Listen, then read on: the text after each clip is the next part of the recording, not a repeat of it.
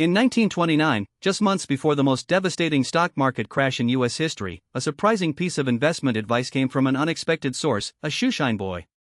This wasn't some Wall Street titan or renowned economist, it was a young man polishing shoes, casually offering stock tips to his wealthy clientele. The implications of this seemingly innocuous event would send shivers down the spine of anyone who understood market cycles. By the end of this video, you'll understand the profound significance of the Shoeshine Boy signal, why it remains chillingly relevant today, and precisely how you can recognize these modern-day warnings to safeguard your own financial future and avoid common pitfalls in your 401k and Roth IRA. We'll explore the psychology behind market bubbles and equip you with practical strategies to navigate the unpredictable tides of investor sentiment. The legend traces back to Joseph P. Kennedy Sr., the patriarch of the Kennedy dynasty, who famously stated he knew it was time to exit the market when shoeshine boys started giving him stock tips. This wasn't a whimsical observation, it was a stark realization that market speculation had reached the masses, a clear sign of widespread irrational exuberance. Within weeks of hearing such advice, Kennedy reportedly liquidated his significant holdings, sidestepping the catastrophic Black Monday and Black Tuesday of October 1929, when the Dow Jones Industrial Average plunged by nearly 25% in just 2 days. What followed was a brutal, multi-year bear market that saw the Dow eventually lose 89% of its value by 1932, erasing fortunes and ushering in the Great Depression. Kennedy's anecdote illustrates a fundamental principle of market psychology: when everyone, regardless of their financial sophistication, is confidently discussing and participating in speculative investments, the market is likely topping out. This widespread optimism often signals that asset prices have become detached from underlying fundamentals, driven instead by pure momentum and the greater fool theory. This phenomenon isn't unique to 1929. Fast forward to the late 1990s, during the dot-com bubble. The internet was undeniably revolutionary, but investment fervor reached fever pitch. Companies with no profits, often just a catchy website, saw their stock prices soar into the stratosphere. Everyone from taxi drivers to restaurant servers seemed to have a hot tip on the next Pets.com or Webvan. The Nasdaq Composite Index, heavily weighted with tech stocks, surged over 400% from 1995 to its peak in March 2000, only to plummet by nearly 78% over the next 2.5 years, wiping out trillions in investor wealth.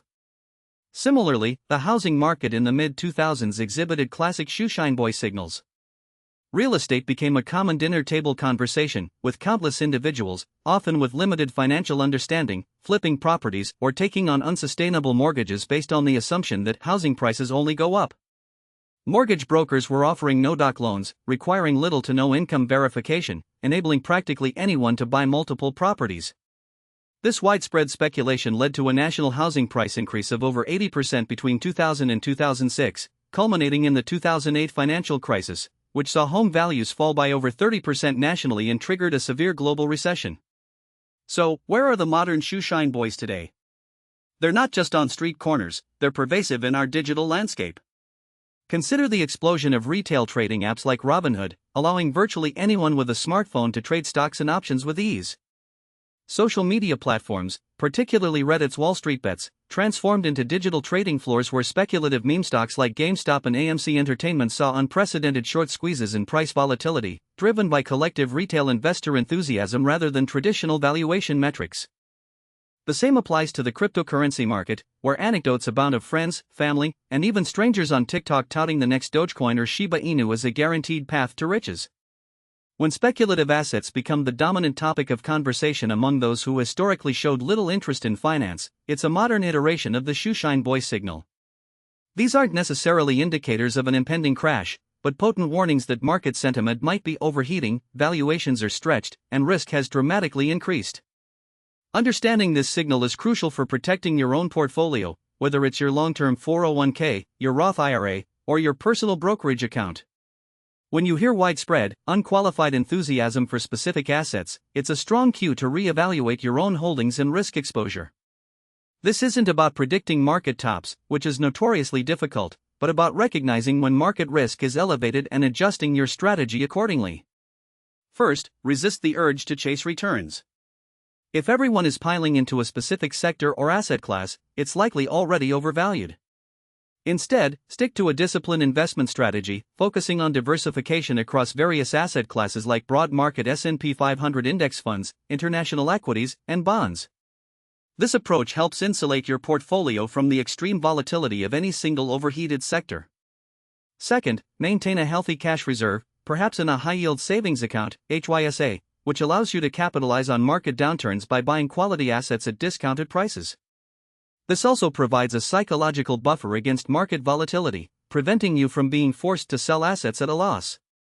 Remember, even a strong FICO score won't protect your investments if your portfolio is overexposed to speculative assets.